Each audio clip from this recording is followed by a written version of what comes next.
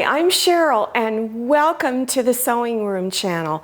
I'm going to demonstrate how to make a really cute fall quilt, and I'm going to use panel fabric. So let's take a look at it. Isn't this cute? Now the name of the fabric will be listed below your YouTube screen if you want to order it. But I love making quilts out of panel fabric. The quilt that's up on the wall is made out of panel fabric also. And if you're interested in learning how I did that border, which is a really simple one, that link will also be listed below your YouTube screen. On this one, for you beginners, I'm going to do a really basic border. I am going to use two different colors, so we'll have a double border. One of the things I want to mention about panel fabric is that the print is not always printed straight on the fabric. So sometimes you have to finagle the prints by trimming it here and there.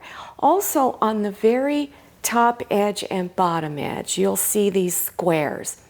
You can leave these on if you like, but for this demonstration, I'm not going to use them. But you could make little drink coasters out of them. So don't throw them away, set them aside. And if you want to know how to make drink coasters, they're real easy. There will also be a link listed below your YouTube screen. Now let's get started. You'll notice this has a brown band that's around all four sides, but it's not exactly the same width. So I want to cut it to where it's the same width. So measure all four edges, and whichever is the narrowest width is what you want to cut all of them down to. And yours might be slightly different than mine. So mine is about 1.5. So I'm going to line up my 1.5 inch line on this edge, and I will just trim everything off beyond that. Now take your time cutting this. All right, so go around to all four edges and trim it. For this quilt, you're going to need two different colors for the border. I will show you some companion fabric in a moment that actually goes with this panel fabric.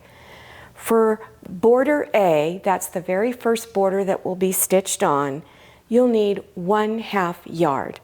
And you'll cut 4 strips 3.5 inches wide.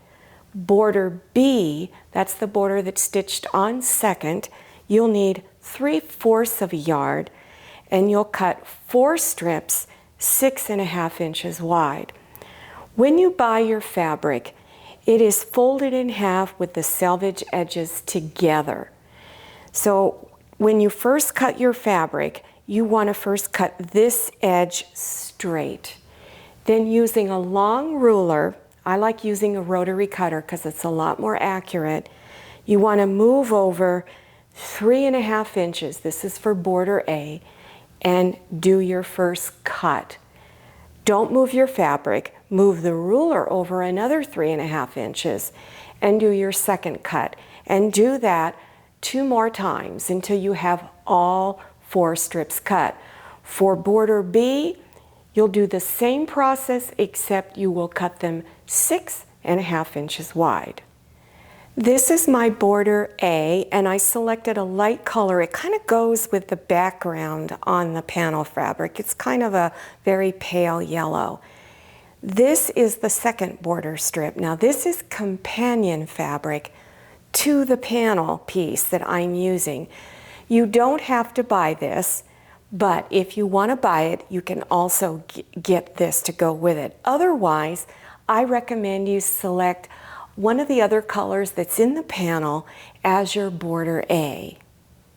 Take your border A, your 3.5 inch wide strips, and bring them front sides down on the 2 longest edges and line them up along that edge. I recommend you pin them down and then stitch a 1/4 inch seam on both sides. Now when you're laying them down, you should have some fabric hanging out past each end. We'll cut that off in a moment. After you've stitched, then you want to press your seam on the back side and then unfold and press on top. And make sure this seam is being pressed out and away from your quilt top. Now you want to trim the ends off. So take your ruler and place it on the edge of the panel fabric and line it up. Now this ruler isn't long enough to go all the way over to the end. So go ahead and cut this end off. Then move the ruler and line it up again on the edge of the fabric and then trim this off. And do it at the other end also. Then you want to take your next strip for border A, lay it front side down, and it will be longer than you need, and go ahead and line it up on this edge and pin it down and then stitch a 1/4 inch seam, and you do that at both ends. Then press the edges at both ends on the back side, unfold and press on top, and then cut your excess fabric off, line it up on the previous 2 edges that you've just stitched on, and go ahead and trim it off, and do that at all 4 corners. Now you want to stitch on border B, so do your 2 longest edges first. Lay them front side down, stitch a 1/4 inch seam on both sides. Then when you're done, press your seams on the back side, unfold them and press on top. Then trim the excess fabric off at both ends. Then once that is all done, then you're going to go ahead and go to your last 2 edges, your 2 shorter edges, and repeat the process. Bring it front side down, stitch, press, and trim the excess edges off. After you have all of your border strips stitched on, make sure you give it a good pressing. Then you want to get your cotton batting and your fabric for the back. And you want to make sure you cut both of those pieces 46 by 54 inches. As far as the fabric for the back, sometimes if you can't find fabric that's large enough, you can stitch several pieces of it together. The cotton batting, you can buy your cotton batting in pre-cut pieces that are in a package, or you can buy it off of the big large bolts. Just make sure that if it's in the package, that whatever the measurements say, it's going to cover that 46 by 54 inches. I would take your finished quilt top into the fabric store with you and lay it out on your cotton batting just to make sure that you have enough. I'm just using this little mini quilt top for demonstration on how to layer and how to do your quilting stitches. So here is my fabric for the back, and I'm going to lay it with the pretty side, the front side of the fabric, down against the table. So you're looking at the back. Then you want to lay your cotton batting on top. Make sure you smooth all your layers out as you lay them down. Then center your quilt top in the middle. You want to cut your fabric for the back and your cotton batting several inches larger. As you can see, it's larger than my quilt top. And I included that in the size of your fabric for the back and the cotton batting. After you've got it all smooth, then you want to take safety pins and scatter them all over the quilt. And I do that because as you're stitching, your fabric shifts. And another thing you want to make sure is that when you're doing your quilting stitches, we're going to look at this walking foot. This walking foot helps your fabric from shifting apart from all of the other layers. If you use a regular presser foot, you're going to get little tucks, the fabric will stretch. And that's another reason why we cut the fabric for the back and the cotton batting larger, because you still might get slight amount of stretching with this, but very, very little. And as you're doing your quilting stitches, always make sure you do a test stitch on some scrap fabric to make sure you like the way the stitch looks. You may want to lengthen your stitch because you are going through multiple layers of fabric. Now, I've done some quilting stitches on it, and as you look at mine, you'll see my lines wave. And that's called a serpentine stitch. And if you have a computerized sewing machine, you probably have that wavy, squiggly line. Some of you may have it to where it's a really tight wiggle. Then you, of course, change the width up to 7.0 and then change the length of it maybe to 3.0 or 3.5. Remember, do a test stitch first. You can also use straight lines. And again, make sure you change the length of the stitch to at least 3.0 or 3.5. So some suggested stitch patterns are to just do straight stitches down this way and then across. So you could start in the middle and stitch straight down, go over a few inches, stitch another line, and you just keep going out several inches at a time. Or you can, and then go do the other side. So always start in the middle. If you're doing the wavy line and you want to do it on an angle, I found just starting in a corner. I know most quilters are going to say, oh, start in the middle, but I found that it's, for some reason, it's just harder for me.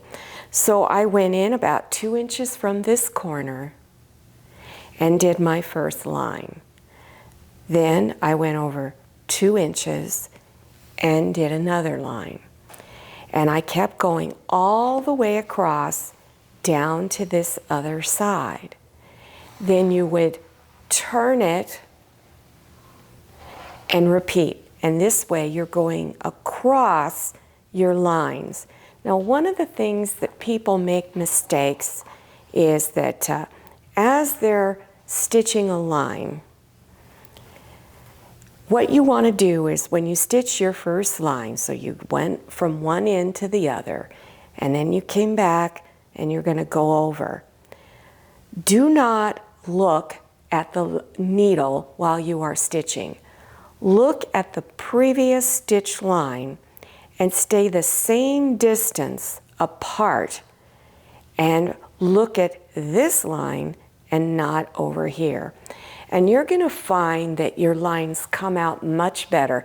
And that's whether you're doing a straight line or a wavy line. If you're looking at the line you're stitching, I guarantee your line's going to be very crooked and it's going to get frustrating for you.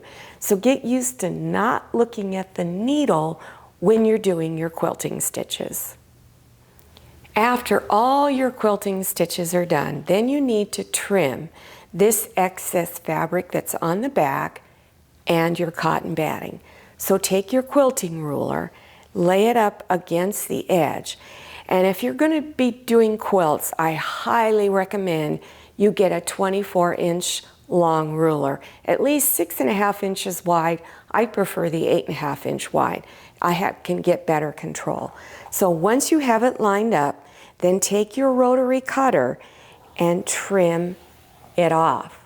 Then you would go around all 4 edges and do the same thing.